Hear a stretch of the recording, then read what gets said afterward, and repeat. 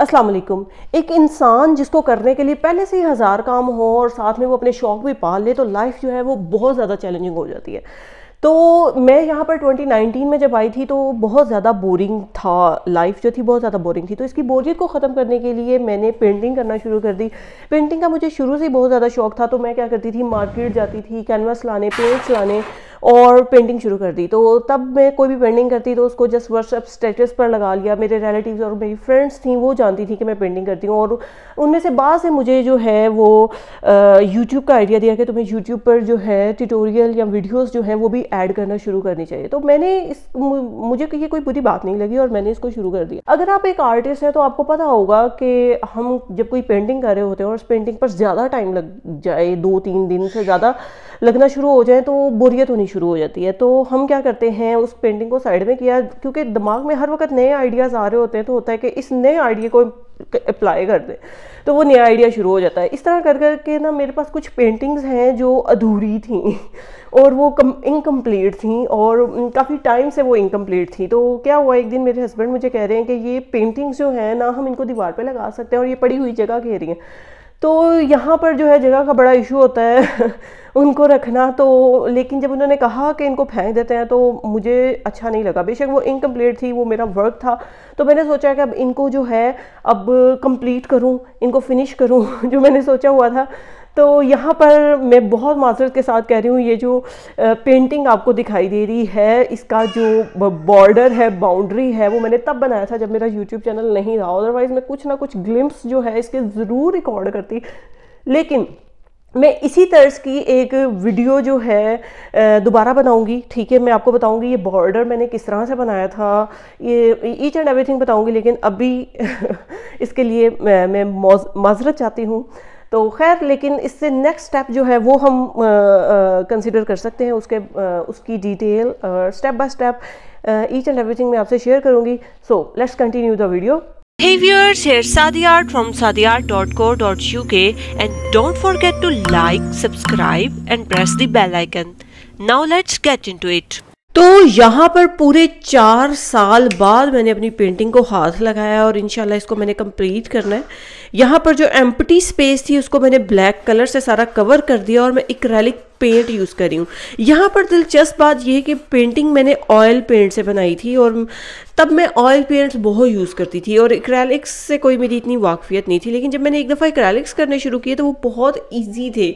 Oil paints जो हैं वो उनकी एप्लीकेशन ज़रा डिफरेंट होती है, तो वो एक्रेलिक्स जो थे वो वाटर बेस्ड पेंट्स थे, तो वो बहुत ईजी थे मेरे लिए, इसलिए मैं आहिस्ता आहिस्ता एक्रेलिक्स पे ही आ गई। लेकिन मैं ऑयल पेंट्स पर भी दोबारा स्विच होंगी, लेकिन अभी मैं इसको पूरा कर लूँ। तो ये जो पेंटिंग है ना, ये एक्चुअली मेरी मल्टीमीडिया पेंटिंग भी इसको कहा जा सकता है, क्योंकि ये ऑयल का इसकी बाउंड्री है, बॉर्डर है, और एक्रेलिक से ये पेंटिंग होगी। और चॉक से मैं लाइट से मार्किंग कर ली है जहाँ मैंने लिखना है। और ये ब्रशेस आप देख सकते हैं, ये ब्रश जो हैं इनसे डायरेक्टली पेंट को वाइट पेंट, ये भी एक्रेलिक पेंट है जो मैं अप्लाई करके आयतुल कुर्सी की कैलीग्राफी कर रही हूँ। मुझे आयतुल कुर्सी की कैलीग्राफी बहुत पसंद है और आजकल ये ट्रेंडी भी है, तो मैंने सोचा कि चलो इसी की ही कैलीग्राफी की जाती है। और वो जो सर्कुलर फॉर्म में एक ये बड़ा मशहूर पैटर्न है, इसी को ही मैंने फॉलो किया है। और अब लास्ट में ये चौक के निशान मिटा देने हैं। तो ये पेंटिंग मेरी अभी रेडी नहीं थी,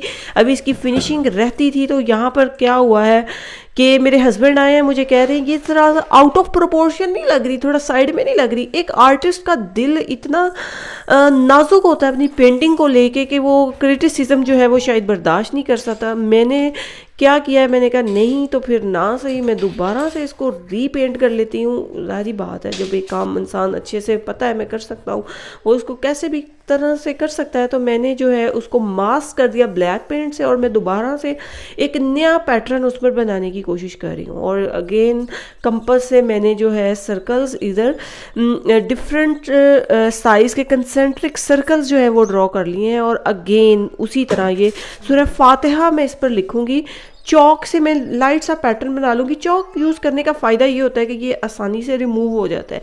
अगर वही हम चारकोल पेंसिल यूज़ करेंगे तो वो मिटानी बड़ी मुश्किल होती है। तो ये चौक से सारा पैटर्न रेडी है। और अब यहाँ पर जो मैं ब्रशेज़ यूज़ कर रही हूँ ये पिछले वाले से डिफरेंट है, वो कोई इतने ख़ास नहीं थे। देखिए सिंपल चाइना के ब्रशेज़ हैं और मैंने कोई इसको प्रिपेयर नहीं करना, काटना नहीं है, ना ऊपर वो एल्फी लगा के इसको हार्ड करना है।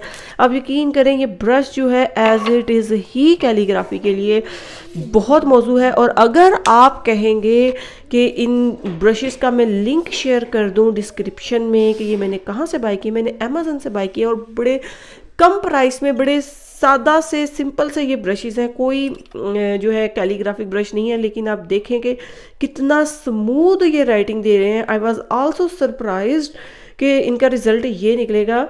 तो खैर हमारा जो है कैलीग्राफी का प्रोसेस यहाँ पे शुरू हो चुका है। तो ब्रश से जो है वो लिखते जाना है और फिर ये सारी आपकी प्रैक्टिस की बात है। आप लिखेंगे और हम किसी को काम करता देखते हैं ना तो लगता है कि पता नहीं क्या है काम में और कौन सी साइंस इसने लगाई है किया है। आप यकीन करें, आप रिक्रिएट करें किसी मास्टर को जो आपके फेवरेट हैं, जिनसे आप इंस्पायर हैं, तो वो जो है आप भी उसको कर सकते हैं। एक फाइनल रिजल्ट को अचीव करने के बहुत से मुख्तलिफ वे होते हैं। तो हर इंसान का दिमाग जो है वो डिफरेंट पॉसिबिलिटी सोचता है। तो मे बी उसको फाइनल रिजल्ट को अचीव करने के वे बहुत से डिफरेंट वेज हों। आप किसी भी पैटर्न को फॉलो करें और जो है अपना रिजल्ट अचीव करें। तो यहाँ पर जो है आप देख सकते हैं मैं अब बाउंड्रीज पे मैंने लिखना शुरू कर दिया और मैंने थोड़ा सा स्मॉलर ब्रश जो है वो यूज़ किया है, जो सेंटर में यूज़ किया था उस ब्रश से। अब यहाँ पर जो वाइट कलर से मैं कैलीग्राफी कर रही हूँ, मेरी मैक्सिमम कोशिश है कि प्योर वाइट जो है जितना मैं ऐड कर सकूँ वो करूँ। ऑल्दो मुझे वाटर ऐड करके पेंट को पतला करना पड़ रहा है क्योंकि एज इट इज़ इसकी विस्कोसिटी इतनी ज़्यादा होती है कि लिखना मुश्किल हो जाता है। तो जो है वाटर हल्का सा मुझे ऐड करना ही पड़ता है ताकि ब्रश जो है वो स्मूथ चले। और अगर वाटर ऐड करने से आपको लग रहा है कि जो है ज़रा ट्रांसपेरेंट सी राइटिंग आ रही है तो आप यहाँ पर 1 से 2 कोट अप्लाई कर सकते हैं। और ये डिपेंड करता है कि आप कितना थिक पेंट यूज़ कर रहे हैं और उसी के अकॉर्डिंग ही आप ये प्रोसेस करेंगे। और यहाँ पर ये देखें कि राइटिंग जो है वो मैंने उल्टी साइड से करना शुरू की है। इससे क्या होता है कि आपका हाथ जो है वो सेफ रहता है। अगर आप सीधी साइड से लिखना शुरू करेंगे तो आप जो अल्फाज लिखते आ रहे होंगे वो साथ साथ ही आपके हाथ को लगते जा रहे होंगे। ख़ास तौर पर ये टेक्निक जो है जो राइट हैंड से लिखते हैं उनके लिए। जो लेफ़्ट हैंडर्स हैं, जो लेफ़्ट हैंड से लिखते हैं, वो जो है वो सीधी साइड से भी वो लिखना शुरू कर सकते हैं। जस्ट इट्स अ टेक्निक कि आपका हाथ जो है वो पेंटिंग करते हुए सेफ रहता है। और एक्रेलिक पेंट जो है वो तो आपको पता है कि जैसे जैसे आप अप्लाई करते जाते हो साथ साथ तो वो सूखते जाते हैं। तो ये एक बहुत इनका एडवांटेज भी है और बाज़ औक़ात यही चीज़ डिसएडवांटेज भी बन जाती है कि हमें ड्यूरिंग द वे अपनी पेंटिंग को जब मॉडिफाई करना होता है, हम उसमें डिफरेंट चेंजेस लाना चाह रहे होते हैं तो पेंट तो सूख गया होता है।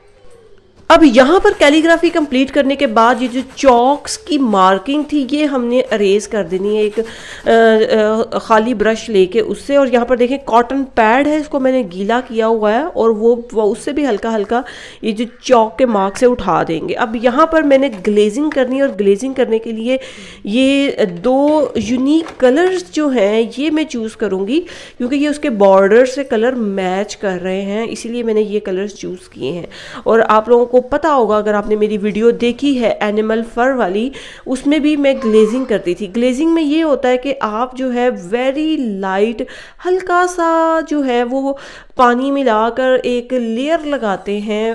ऑलरेडी एक वाइट जो आपने डिज़ाइन बनाया होता है उस पर।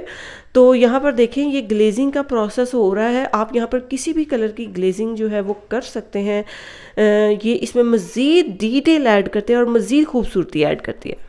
तो यहाँ पर पेंटिंग हमारी रेडी हो चुकी है। तो एक और बात कि आपका फीडबैक मेरे लिए बहुत इंपॉर्टेंस रखता है, तो don't forget to like and subscribe. और अगर आप चाहते हैं मज़ीद ऐसी वीडियोस आपको मिलती रहें तो आपने क्या करना है वही करें। अस्सलाम वालेकुम।